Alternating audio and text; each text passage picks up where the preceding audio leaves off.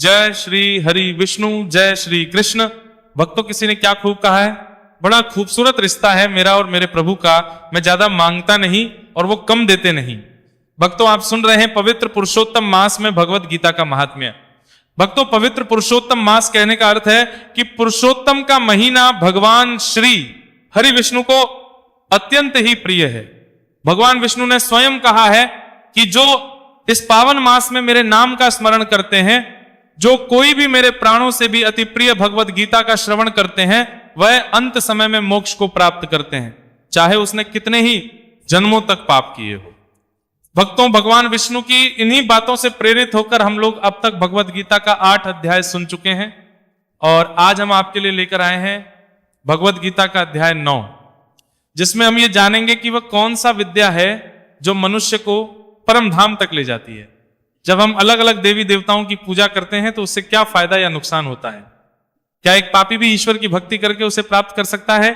और मनुष्य जीवन का अंतिम लक्ष्य क्या है? और साथ ही साथ अंत में हम यह भी जानेंगे कि मनुष्य जीवन में गीता के 9वें अध्याय का क्या महत्व है। तो चलिए भक्तों, सुनते हैं भगवत गीता का अध्याय 9। श्रीमद् भगवत गीता अध्याय 9 राज विद्या योग। श्री भगवान अर्जुन से कहते हैं कि वो उस दोष रहित अर्जुन को, उस अर्जुन को जिसमें दोष नहीं है, ईर्ष्या नहीं है, अब उसे परम गोपनीय विज्ञान सहित ज्ञान बताएं। ऐसा ज्ञान जिसको भली भांति जानकर अर्जुन दुहक रूपी संसार से मुक्त हो जाएगा। भक्तों, जो कर्म आपको मुक्ति की ओर ले जाए वो उत्तम है, जो आपको दुनिया में और फंसाए वो उत्तम नहीं। ये दुख की बात है लेकिन सच है। हमारे ज्यादातर काम हमें इस दुनिया की उलझनों में और फंसाते हैं। इसलिए भगवान अब वो ज्ञान बताएंगे जिन्हें जानकर इस दुख रूपी संसार से मुक्ति पाया जा सके। श्री कृष्ण अर्जुन को वो ज्ञान देने वाले हैं जो विज्ञान सहित है और जो उसको इस दुखी संसार से मुक्त कर देगा।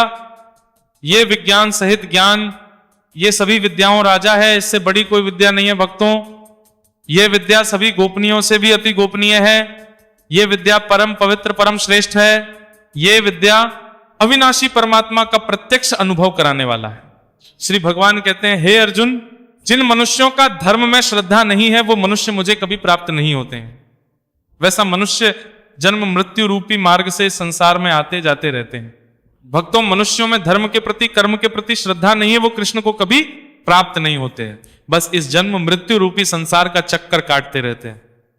हे पार्थ, मेरे कारण ही यह सारा संसार दिखाई देता है और मैं ही इस संपूर्ण जगत में अदृश्य शक्ति रूप में सभी जगह स्थित हूं। सभी प्राणी मुझ में ही स्थित है, परंतु मैं उनमें स्थित नहीं हूं। भक्तों, यहां पर श्री कृष्ण कहना चाहते हैं कि उसके अव्यक्त स्वरूप में पूरा जगत व्याप्त है, लेकिन वो उसमें नहीं है। बर्फ जल से बनी होती है, बर्फ में और कुछ नहीं, सिर्फ जल है, लेकिन जल में बर्फ नहीं है। इस जगत का हर प्राणी कृष्ण में व्याप्त है, लेकिन कृष्ण उनमें नहीं है। हे अर्जुन, यह मेरी ऐश्वर्यपूर्ण योग शक्ति को देख, यह संपूर्ण सृष्टि मुझ में कभी स्थित नहीं रहती है। फिर भी मैं सभी प्राणियों का पालन पोषण करने वाला हूं और सभी प्राणियों में शक्ति रूप में स्थित हूं, परंतु मेरा आत्मा सभी प्राणियों में स्थित नहीं रहता है, क्योंकि मैं ही सृष्टि का मूल कारण हूं। जिस प्रकार सभी जगह बहने वाली महान वायु सदैव आकाश में स्थित रहती है, उसी प्रकार सभी प्राणी मुझ में स्थित रहते हैं। भक्तों, श्री कृष्ण यहां कहना चाहते हैं कि जिस प्रकार वायु आकाश से उत्पन्न होने के बाद भी आकाश को मलिन कर पाती है, ठीक उसी प्रकार सारे प्राणी कृष्ण में व्याप्त होने के बाद भी कृष्ण को मलिन नहीं कर पाते हैं। हम सब श्री कृष्ण से हैं, श्री कृष्ण हमसे नहीं है। हम सब श्री कृष्ण के संकल्प से ही पैदा हुए हैं, इसीलिए उन्हीं में स्थित हैं, लेकिन वे हम में नहीं है। ये योग का प्रभाव है भक्तों। श्री कृष्ण की योग शक्ति का कमाल है। जैसे वायु बिना किसी सहारे के आकाश में स्थित, वैसे ही हम सब भी श्री कृष्ण में स्थित हैं। हे कुंती पुत्र, कल्प के अंत में सभी प्राणी मेरी प्रकृति में प्रवेश करके विलीन हो जाते हैं और अगले कल्प के आरंभ में उनको मैं अपनी इच्छा शक्ति से फिर से उत्पन्न करता हूं। उनकी रचना के बाद ही कल्प की शुरुआत होती है। भक्तों, भगवान श्री कृष्ण अचेत में जागृति भरते हैं और तभी दुनिया शुरू होती है, और कल्प की समाप्ति पर जो जहां से आया था वही वापस है। भक्तों, जैसा कि श्री कृष्ण ने खुद कहा था कि अपने कर्मों से कोई बच नहीं सकता, ऐसा हो ही नहीं सकता कि कोई कर्म ही ना करें। उसी तरह से बार बार सृजन करना ही श्री कृष्ण का कर्म है। श्री कृष्ण बता रहे हैं, हे अर्जुन, 84 लाख योनियों में सभी प्राणी बार बार मेरी इच्छा शक्ति से विलीन और उत्पन्न होते रहते हैं। ये सभी पूर्ण रूप से खुद ही मेरी शक्ति के अधीन होते हैं, अर्थात मेरी प्रकृति के अधीन होते हैं। हे धनंजय, ये सभी कर्म मुझे बांध नहीं पाते हैं, क्योंकि मैं उन कार्यों में बिना किसी फल की इच्छा से उदासीन भाव में स्थित रहता हूं। भक्तों, भगवान भी निष्काम भाव से कर्म करते हैं, तभी तो श्री कृष्ण भी हमें ऐसा ही कर्म करने कहते हैं। हे कुंती पुत्र, मेरी अधीनता में मेरी अपराशक्ति सभी चर तथा अचर जीव उत्पन्न और विनिष्ट करती रहती है। इसी कारण से संसार परिवर्तनशील है। भक्तों, ज्ञान की तो फिर भी सीमा है, लेकिन अज्ञान की नहीं। ऐसे अनगिनत अज्ञानी हैं जो श्री कृष्ण को नहीं मानते, उन्हें नहीं समझते। यहां श्री कृष्ण से मतलब अर्जुन का सारथी या देवकी नंदन नहीं। यहां श्री कृष्ण से मतलब वो परमात्मा जिसमें ये सारी दुनिया व्याप्त है। जो अज्ञानी उस परमात्मा को नहीं जानते, उनके बारे में श्री कृष्ण कह रहे हैं। हे अर्जुन, मूर्ख मनुष्य मुझे अपने ही समान जन्म मृत्यु को प्राप्त होने वाला समझते हैं, इसलिए वह सभी मनुष्य जीव आत्माओं का परम ईश्वर वाले मेरे स्वभाव को नहीं समझ पाते हैं। ऐसे मनुष्य कभी ना पूर्ण होने वाली आशा में, कभी ना पूर्ण होने वाले कर्मों में और कभी ना प्राप्त होने वाले ज्ञान में मोहग्रस्त होकर मेरी मोहनी वाली भौतिक प्रकृति की ओर आकृष्ट होते रहते हैं। ऐसे मनुष्य निश्चित रूप से राक्षसी प्रवृत्ति और आसुरी स्वभाव धारण किए रहते हैं। हे मोह से मुक्त हुए महापुरुष दैवीय स्वभाव को धारण करके मेरी शरण ग्रहण करते हैं और मुझको सभी जीव आत्माओं का उद्गम जानकर अनन्य भाव से मुझे अविनाशी का स्मरण करते हैं। जो दैवी प्रकृति के लोग होते हैं, उनकी ये खास बात के बारे में श्री कृष्ण कहते हैं कि ये लोग दृढ़ निश्चय वाले होते हैं। ऐसे महापुरुष दृढ़ निश्चय से प्रयत्न करके निरंतर मेरे नाम और महिमा का गुणगान करते हैं और सदैव भक्ति में स्थिर होकर मुझे बार बार प्रणाम करते हुए मेरी पूजा करते हैं। कुछ मनुष्य ज्ञान के अनुशीलन द्वारा यज्ञ करके, कुछ मनुष्य मुझे एक ही तत्व जानकर, कुछ मनुष्य अलग अलग तत्व जानकर अनेक विधियों से निश्चित रूप से मेरे विश्व स्वरूप की ही पूजा करते हैं। भक्तों, परमात्मा की प्राप्ति का तरीका सबका अलग अलग हो सकता है, परंतु लक्ष्य सबका एक ही है और वो श्री कृष्ण अपने बारे में बताते हुए कहते हैं कि हे अर्जुन, मैं ही वैदिक कर्मकांड को करने वाला हूं, मैं ही यज्ञ हूं, मैं ही पितारों को दिए जाने वाला तर्पण हूं, मैं ही जड़ी बूटी रूप में औषधि हूं, मैं ही मंत्र हूं, मैं ही घृत हूं, मैं ही अग्नि हूं और मैं ही हवन, मैं दी जाने वाली आहुति हूं। इस संपूर्ण ब्रह्मांड का पालन करने वाला पिता मैं ही हूं, मैं ही उत्पन्न करने वाली माता हूं, मैं ही मूलदाता हूं, मैं ही इसे धारण करने वाला हूं, मैं ही पवित्र करने वाला ओंकार शब्द हूं, मैं ही ऋग्वेद, सामवेद और यजुर्वेद हूं, मैं ही सभी प्राप्त होने वाला परम लक्ष्य हूं, मैं ही सभी का भरण पोषण करने वाला हूं, मैं ही सभी का स्वामी हूं, मैं ही सभी के अच्छे बुरे कर्मों को देखने वाला हूं, मैं ही सभी का परम धाम हूं, शरण स्थली हूं, मैं ही सभी से प्रेम करने वाला हूं, वाला घनिष्ठ मित्र हूं, मैं ही सृष्टि उत्पन्न करने वाला हूं, मैं ही सृष्टि का संहार करने वाला हूं, सभी का स्थिर आधार हूं, मैं ही सभी को आश्रय देने वाला हूं और मैं ही सभी का अविनाशी कारण हूं। हे अर्जुन, मैं ही सूर्य रूप में तपकर जल को भाप रूप में रोककर बारिश रूप में उत्पन्न होता हूं, मैं ही निश्चित रूप से अमर तत्व हूं, मैं ही मृत तत्व हूं, मैं ही सत्य रूप में तत्व हूं और मैं ही असत्य रूप में पदार्थ हूं। भक्तों, आदि अंत ये पूरा अनंत हर क्रिया का कारण श्री कृष्ण ही है। जो मनुष्य तीनों वेदों के अनुसार यज्ञों के द्वारा मेरी पूजा करके सभी पापों से पवित्र होकर स्वर्ग लोकों की प्राप्ति के लिए प्रार्थना करते हैं, वह मनुष्य अपने पुण्यों के फल स्वरूप स्वर्ग लोक को प्राप्त होकर स्वर्ग में दैवी देवताओं वाले सुखों को भोगते हैं। वह जीव आत्मा उस विशाल स्वर्ग लोक के सुखों का भोग करके पुण्य फलों के होने पर इस मृत्यु लोक में फिर से जन्म को प्राप्त होते हैं। इस प्रकार तीनों वेदों के सिद्धांतों का पालन करके सांसारिक सुख की कामना वाले मनुष्य बार बार जन्म और मृत्यु को प्राप्त होते रहते हैं। जो मनुष्य एकमात्र मुझे लक्ष्य मानकर अनन्य भाव से मेरा ही स्मरण करते हुए कर्तव्य कर्म द्वारा पूजा करते हैं, जो सदैव निरंतर मेरी भक्ति में लीन रहते हैं, उस मनुष्य की आवश्यकताएं और सुरक्षा की जिम्मेदारी मैं स्वयं निभाता हूं। हे कुंती पुत्र, जो भी मनुष्य श्रद्धा पूर्वक भक्ति भाव से अन्य देवी देवताओं को पूजा करते हैं, वह भी निश्चित रूप से मेरी ही पूजा करते हैं, किंतु उनका वह पूजा करना अज्ञानतापूर्ण और त्रुटिपूर्ण होता है, क्योंकि अज्ञानता के कारण वैसे मनुष्य मुझे उस प्रकार से नहीं भज पाते हैं जिससे कि मैं उन्हें प्राप्त हो सकूं।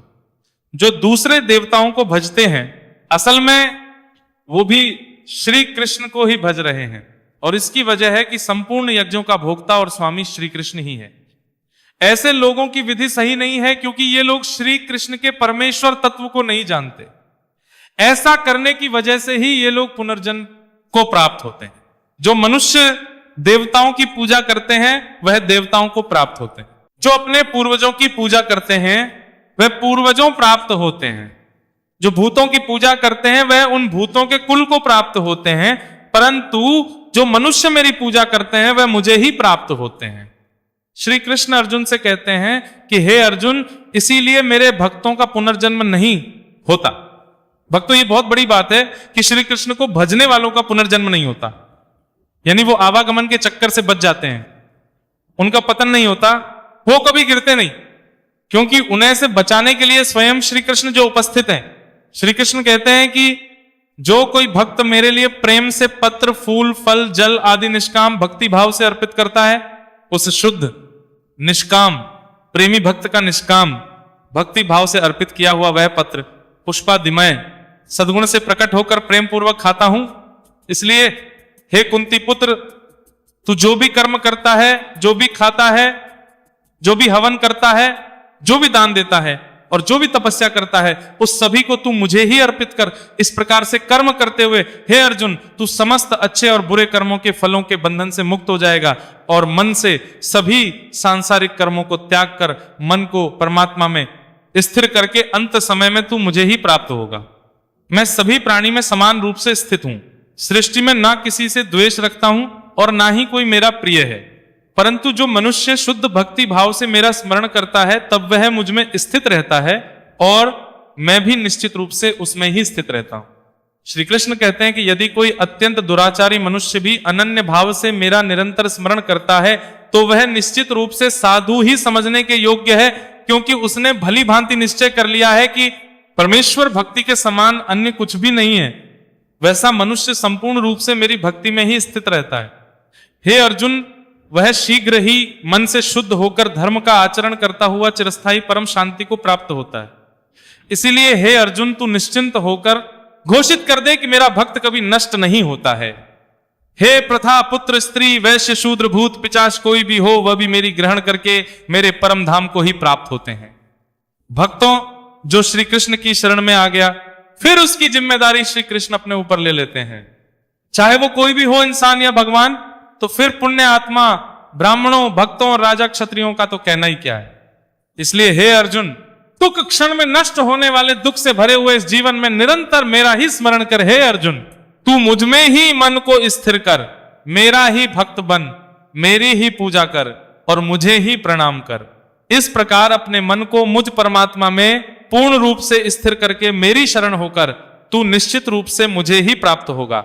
इस प्रकार उपनिषद, ब्रह्म विद्या तथा योग शास्त्र रूप श्रीमद् भगवत गीता के श्री कृष्ण अर्जुन संवाद में राज विद्या योग नाम का 9वां अध्याय संपूर्ण हुआ। भक्तों, पद्म पुराण में भगवत गीता 9वें अध्याय की महिमा का वर्णन है। आइए उसे सुनते हैं। एक बार माता पार्वती ने भगवान शिव से पूछा कि हे प्रभु, श्रीमद् भगवत गीता के 9वें अध्याय का क्या महत्व है।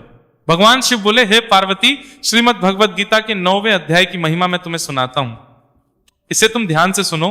इसे सुनकर तुम्हें परम आनंद की अनुभूति होगी। महादेव जी कहते हैं कि नर्मदा के तट पर माहिष्मती नाम की एक नगरी थी। वहां माधव नाम के एक ब्राह्मण रहते थे, जो वेद वेदांगों के तत्वज्ञ और समय समय पर आने वाले अतिथियों के प्रेमी थे। उन्होंने विद्या के द्वारा बहुत धन कमाकर एक महान यज्ञ का अनुष्ठान आरंभ किया। उस यज्ञ में बलि देने के लिए एक बकरा मंगाया गया। जब उसके शरीर की पूजा हो गई तब सबको में डालते हुए उस बकरे ने हंसकर उच्च स्वर से कहा, ब्राह्मण, इन सब यज्ञों को करके तुम्हें क्या लाभ होने वाला है? इनका फल तो नष्ट हो जाएगा तथा ये जन्म, जरा और मृत्यु के भी कारण है। ये सब करने पर भी मेरी जो वर्तमान दशा है इसे देख लो बकरे। के इस अत्यंत कौतूहल जनक वचन को सुनकर यज्ञ मंडप में रहने वाले सभी लोग बहुत ही विस्मित हुए। तब वे ब्राह्मण हाथ जोड़कर अपलक नेत्रों से देखते हुए बकरे को प्रणाम करके आदर के साथ पूछने लगे। ब्राह्मण उस बकरे से बोले, आप किस जाति के थे? आपका स्वभाव और आचरण कैसा था? तथा जिस कर्म से आपको बकरे की योनि प्राप्त हुई, ये सब मुझे बताइए।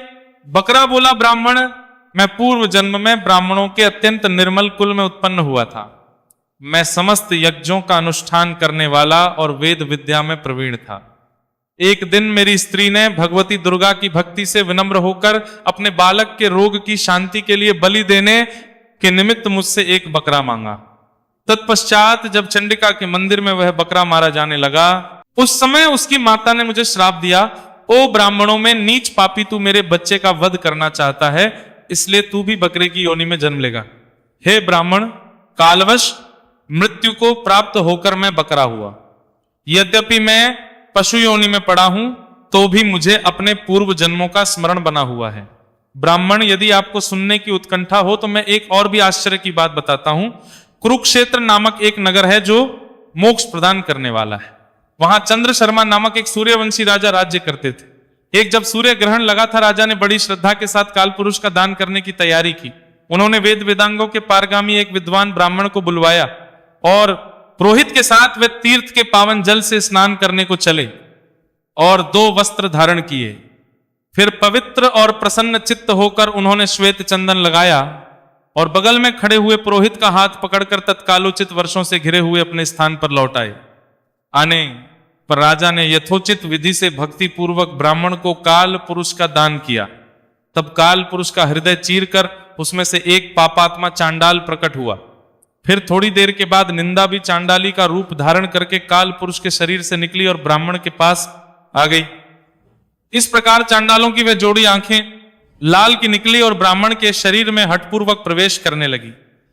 ब्राह्मण मन ही मन गीता के 9वें अध्याय का जप करते थे और राजा चुपचाप यह सब कौतुक देखने लगे। ब्राह्मण के अंतःकरण में भगवान गोविंद शयन करते थे, वे उन्हीं का ध्यान करने लगे। ब्राह्मण ने जब गीता के 9वें अध्याय का जप करते हुए अपने आश्रय भूत भगवान का ध्यान किया, उस समय गीता अक्षरों से प्रकट हुए। विष्णु दूतों द्वारा पीड़ित होकर वे दोनों चांडाल भाग गए। इस प्रकार इस घटना को प्रत्यक्ष देखकर राजा चंद्र शर्मा के नेत्र आश्चर्य से चकित हो उठे। उन्होंने ब्राह्मण से पूछा, विप्रवर, इस भयंकर आपत्ति को आपने कैसे पार किया? आपके इस मंत्र का जप तथा किस देवता का स्मरण कर रहे थे? वह पुरुष तथा स्त्री कौन थी? वे दोनों कैसे उपस्थित हुए? फिर वे शांत कैसे गए? ये सब मुझे बताइए। ब्राह्मण ने कहा, राजन, चांडाल का रूप धारण करके भयंकर पाप ही प्रकट हुआ था तथा वह स्त्री निंदा की साक्षात मूर्ति थी। मैं इन दोनों को ऐसा ही समझता हूं। उस समय मैं गीता के 90वें अध्याय के मंत्रों का जाप कर रहा था। उसी का महात्म्य है कि सारा संकट दूर हो गया महिप्ते में। नित्य ही गीता के 9वें अध्याय का जप करता हूं, उसी के भाव से प्रतिग्रह जनित आपत्तियों के पार हो सका हूं। यह सुनकर राजा ने उसी ब्राह्मण से गीता के 9वें अध्याय का अभ्यास किया। फिर वे दोनों ही परम शांति को प्राप्त हो गए। यह कथा सुनकर ब्राह्मण ने बकरे को बंधन से मुक्त कर दिया और गीता के 9वें अध्याय के अभ्यास से परम गति को प्राप्त हुए। तो भक्तों, ऐसी है भगवत गीता के 9वें अध्याय की महिमा। भक्तों, अब आप सुनिए श्रीमद् भगवत गीता का 10वां अध्याय।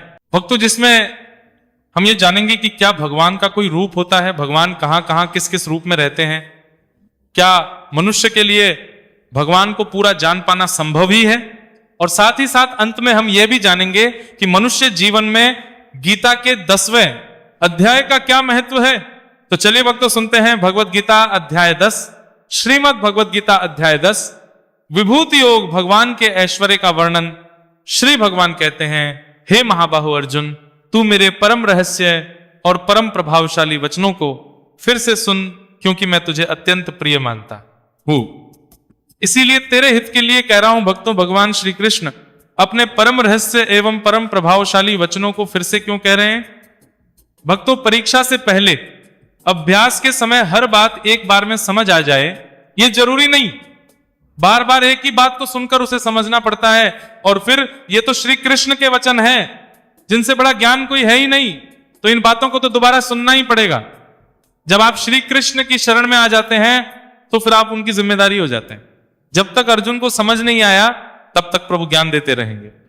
हे अर्जुन, मेरे ऐश्वर्य के प्रभाव को ना तो कोई देवतागण जानते हैं और ना ही कोई महान मुनिगण ही जानते हैं, क्योंकि हे अर्जुन, मैं ही सभी प्रकार से देवताओं और महर्षियों को उत्पन्न करने वाला हूं। भक्तों, श्री कृष्ण समस्त देवताओं और मुनियों के आदि कारण है। श्री कृष्ण अजन्मा है, यानी कि जन्म से रहित। श्री कृष्ण अनादि है। अनादि उसको कहते हैं जो आदि रहित हो एवं सबका कारण हो। और जो ये बात है कि श्री कृष्ण ही लोगों का महान ईश्वर तत्व है, वह मनुष्य संपूर्ण पापों से मुक्त हो जाता है और पुनर्जन्म को प्राप्त नहीं होता। भक्तों, श्री कृष्ण यहाँ पर कुछ अपनी ही बताई बातों को दोहरा रहे हैं, दोबारा बता रहे हैं ताकि समझने में कोई चूक ना हो। वो चाहते हैं कि हर कोई उनके ईश्वर तत्व को समझे, ये जाने कि आखिर कैसे पूरे संसार में जीव और निर्जीव में श्री कृष्ण की ही छवि है।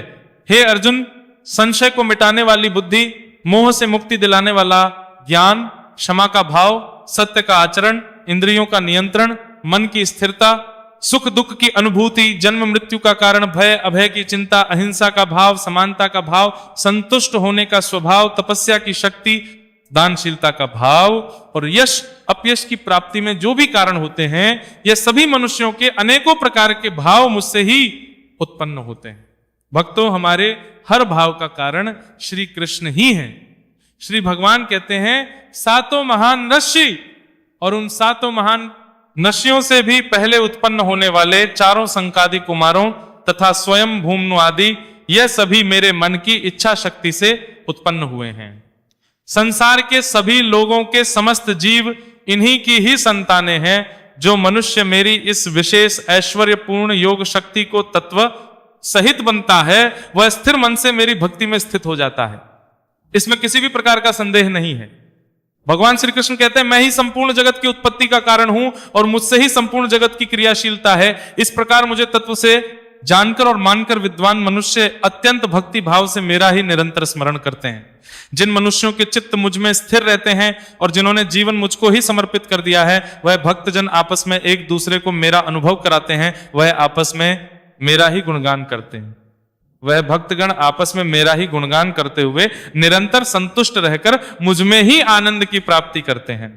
जो सदैव अपने मन को मुझ में स्थित रखते हैं और प्रेम पूर्वक निरंतर मेरा ही स्मरण करते हैं, उन भक्तों को मैं वह बुद्धि प्रदान करता हूं जिससे वह मुझको ही प्राप्त होते हैं। हे पार्थ, उन भक्तों पर विशेष कृपा करने के लिए उनके हृदय में स्थित आत्मा के द्वारा उनके अज्ञान रूपी अंधकार को ज्ञान रूपी दीपक के प्रकाश से दूर करता हूं। भक्तों, जिसने हमारे ऊपर कृपा करनी है वो तो असल में हमारे अंदर ही, हमारे पास ही है, न काबे में न कैलाश में। हमारे अंदर रह के वो हमारे अंदर के अज्ञान को नष्ट करता है। लेकिन ये सब अपने आप तो हो ही नहीं सकता, कुछ तो चेष्टा को भी करनी होगी। सिर्फ सच्चे मन से उसके बारे में सोचना होगा, सच्चे मन से अपना कर्म, अपना कर्तव्य निभाना होगा, अपनी इच्छाओं और मोह को छोड़ना होगा। हमारे ऐसा करने के बाद सारा काम उसी का है। परमेश्वर ना तो हमारे कर्म और ना ही हमारे योग को कभी नष्ट नहीं होने देंगे। इसी तरह से वो हमें मुक्ति देंगे।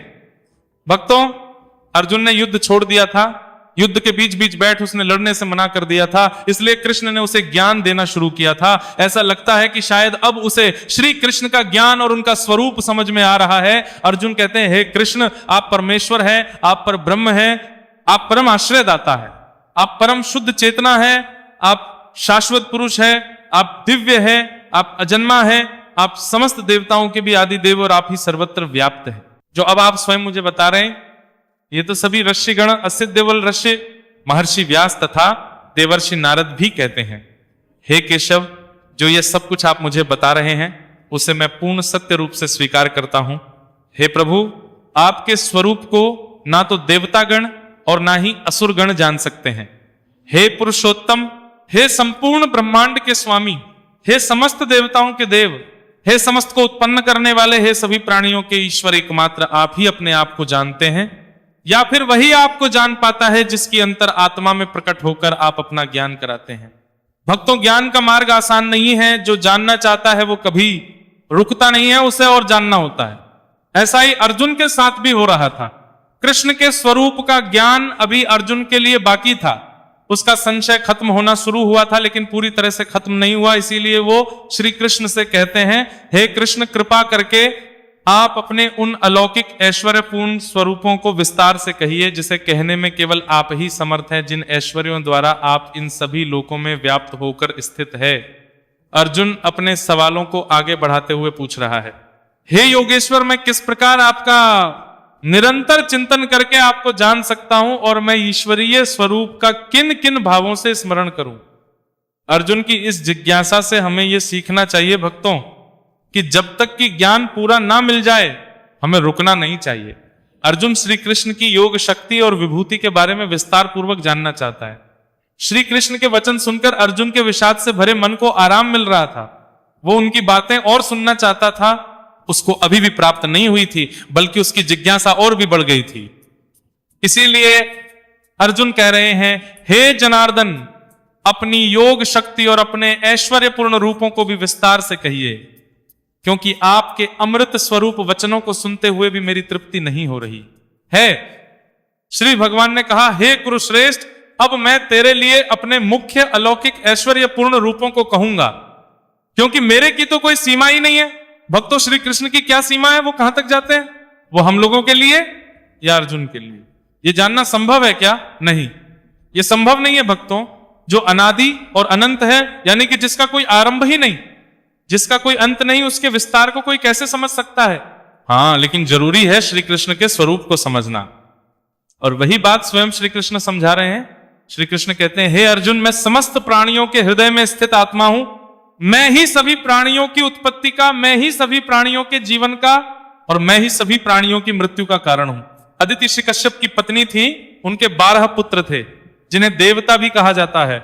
श्री कृष्ण कहते हैं कि अदिति के 12 पुत्रों में वो विष्णु हैं, सभी ज्योतियों श्री कृष्ण प्रकाशमान सूर्य हैं। श्री कृष्ण 12 पुत्रों में वो विष्णु हैं।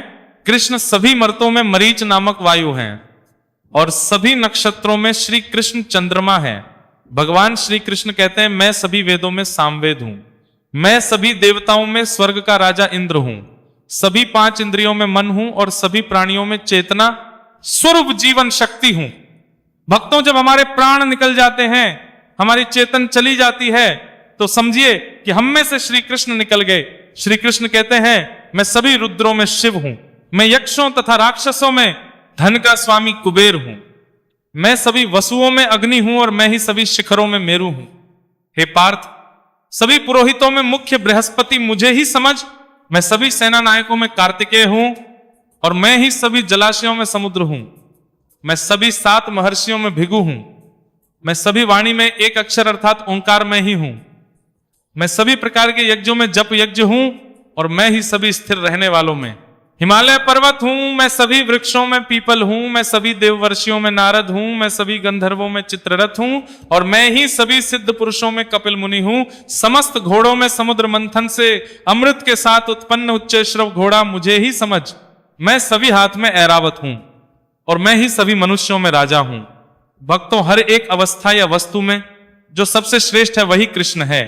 हे अर्जुन, मैं सभी हथियारों में वज्र हूं, मैं सभी गायों में कामधेनु हूं, मैं धर्मानुसार संतान उत्पत्ति का कारण रूप प्रेम का देवता कामदेव हूं, और मैं ही सभी सर्पों में सर्पराज वासुकी हूं, मैं सभी नागों में शेषनाग हूं, मैं समस्त में वरुण देव हूं, मैं सभी पितरों में अर्यमा हूं, और मैं ही सभी नियमों को पालन करने वालों में यमराज हूं, मैं सभी असुरों में भक्त प्रहलाद हूं, मैं सभी गिनती करने वालों में समय हूं, मैं सभी पशुओं में सिंह हूं, और मैं ही पक्षियों में गरुड़ हूं, मैं समस्त पवित्र करने वालों में वायु हूं, मैं सभी शस्त्र धारण करने वालों में राम हूं, मैं सभी मछलियों में मगर हूं, और मैं ही नदियों में गंगा हूं।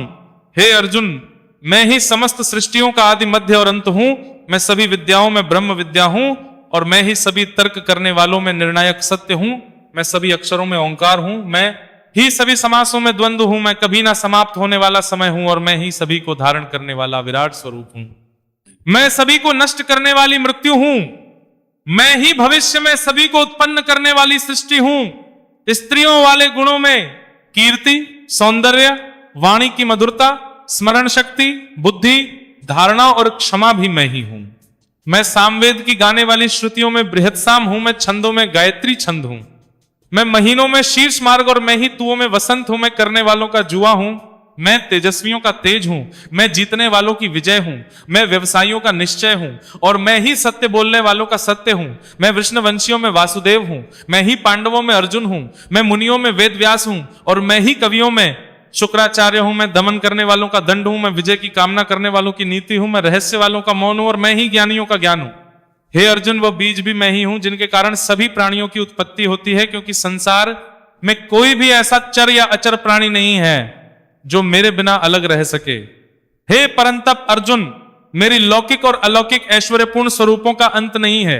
मैंने अपने इन ऐश्वर्यों का वर्णन तो तेरे लिए संक्षिप्त रूप से कहा है। जो युक्त, कांति युक्त और शक्ति युक्त वस्तुएं हैं उनको तू मेरे तेज के अंश से ही उत्पन्न हुआ समझ।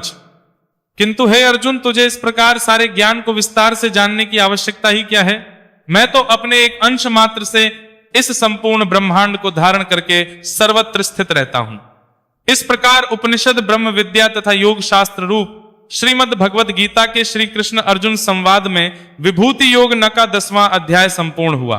भक्तों, पद्म पुराण में भगवत गीता के 10वें अध्याय की महिमा का वर्णन है। आइए उसे सुनते हैं।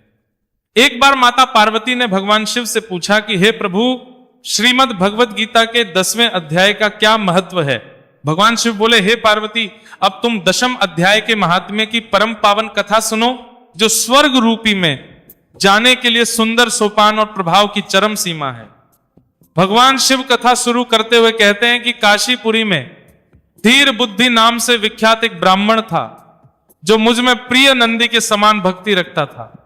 वह पावन कीर्ति के अर्जन में तत्पर रहने वाला, शांत चित्त और हिंसा, कठोरता और दोह साहस से दूर रहने वाला था। जितेंद्रिय होने के कारण वह निवृत्ति मार्ग स्थित रहता था। उसने वेद रूपी समुद्र का पार पा लिया था। वह संपूर्ण शास्त्रों के तात्पर्य का ज्ञाता था। उसका चित्त सदा मेरे ध्यान में संलग्न रहता था। वह मन को अंतरात्मा में लगाकर सदा आत्म तत्व का साक्षात्कार किया करता था। अतः जब वह चलने लगता, तब मैं प्रेमवश उसके पीछे दौड़ दौड़कर उसे हाथ का सहारा देता रहता था। यह देख पार्षद ने पूछा, भगवन, इस प्रकार भला किसने आपका दर्शन किया होगा? इस महात्मा ने कौन सा तप, होम अथवा जप किया है कि स्वयं आप ही पग पग पर इसे हाथ का सहारा देते रहते हैं? का यह प्रश्न सुनकर मैंने इस प्रकार उत्तर देना आरंभ किया।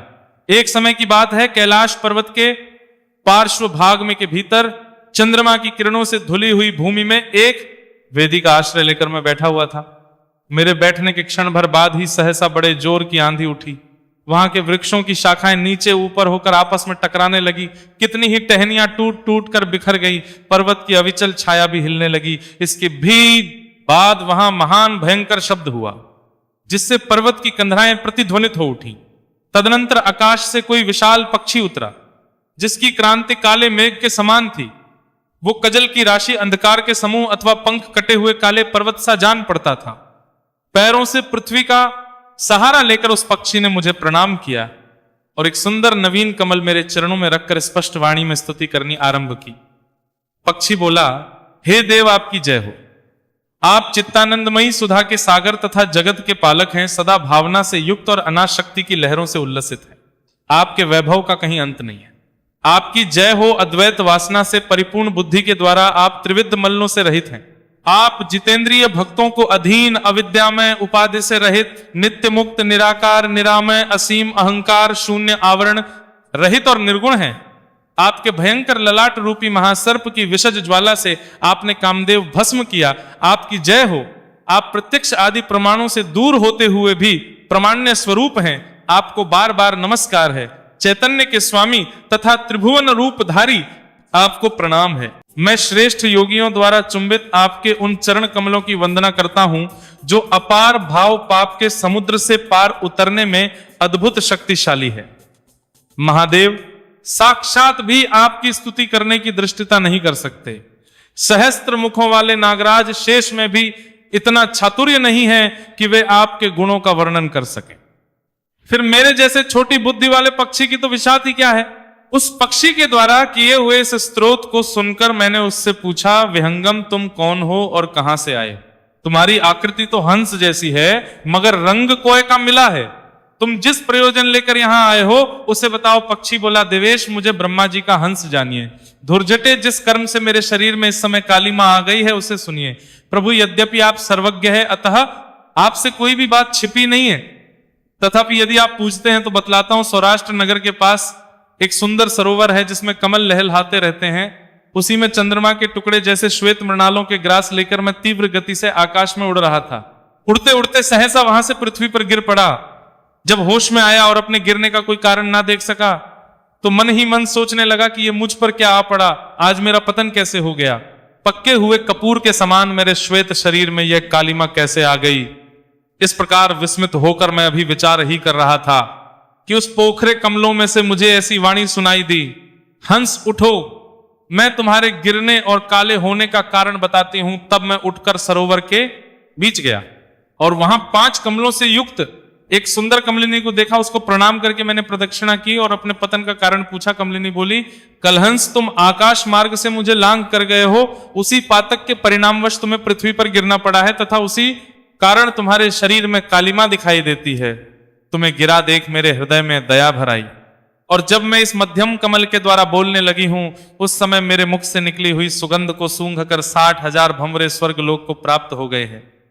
पक्षीराज जी, इस कारण मुझमें इतना वैभव, ऐसा प्रभाव आया है, उसे बतलाती हूं। सुनो, इस जन्म से पहले तीसरे जन्म में मैं इस पर एक ब्राह्मण की कन्या के रूप में उत्पन्न हुई थी। उस समय मेरा नाम सरोज वदना था। मैं गुरुजनों की सेवा करती हुई सदा एकमात्र पतिव्रत के पालन में तत्पर रहती थी।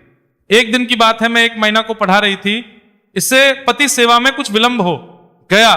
इससे पति देवता कुपित हो गए और उन्होंने श्राप दिया, पापिनी तू महीना हो जा। मरने के बाद यद्यपि मैं महीना ही हुई, तथापि के प्रसाद से मुनियों के ही घर में मुझे आश्रय मिला। किसी मुनि कन्या ने मेरा पालन पोषण किया। मैं जिनके घर में थी वे ब्राह्मण प्रतिदिन विभूति योग के नाम से प्रसिद्ध गीता के 10वें अध्याय का पाठ करते थे और मैं उस पाप हरि अध्याय को सुना करती थी। विहंगम काल आने पर मैं मैना का शरीर छोड़कर 10वें अध्याय के महात्म्य से स्वर्ग लोक में अप्सरा हुई। मेरा नाम पद्मावती हुआ और मैं पद्मा की प्यारी सखी हो गई। एक दिन मैं विमान से आकाश में विचर रही थी। उस समय सुंदर कमलों से सुशोभित इस रमणीय सरोवर पर मेरी दृष्टि पड़ी और इसमें उतरकर जो ही मैंने जल क्रीड़ा आरंभ की, त्यों ही दुर्वासा मुनि आधम के उन्होंने वस्त्रहीन अवस्था में मुझे देख लिया। उनके भय से मैंने स्वयं ही कमलिनी का रूप धारण कर लिया। मेरे दोनों पैर कमल हुए, दोनों हाथ भी 2 कमल हो गए और शेष अंगों के साथ मेरा मुख भी कमल का हो गया। इस प्रकार मैं 5 कमलों से युक्त हुई। मुनिवर दुर्वासा ने मुझे देखा। उनके नेत्र क्रोधाग्नि से जल रहे थे। वे बोले, पापिनी, तू इसी रूप में 100 वर्षों तक पड़ी रहे। ये श्राप देकर वे क्षण भर में अंतर्धान हो गए। कमलिनी होने पर भी विभूति योग अध्याय के महात्म्य से मेरी वाणी नहीं हुई है। मुझे लांघने मात्र के अपराध से तुम पृथ्वी पर गिरे हो। पक्षीराज यहां खड़े हुए, तुम्हारे सामने ही आज मेरे शाप की निवृत्ति हो रही है, क्योंकि आज 100 वर्ष पूरे हो गए।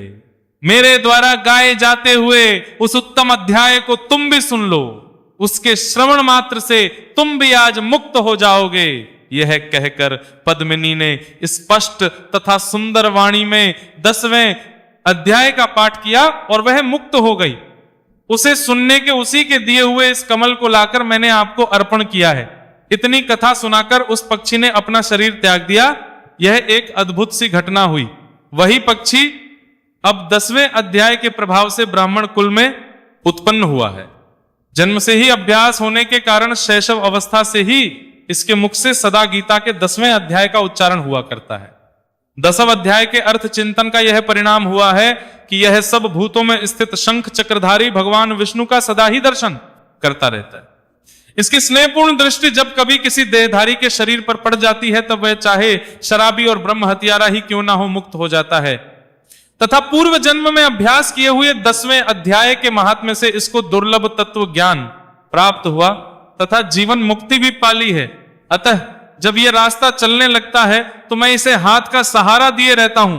भृंगिरिटी, ये सब 10वें अध्याय की ही महामहिमा है।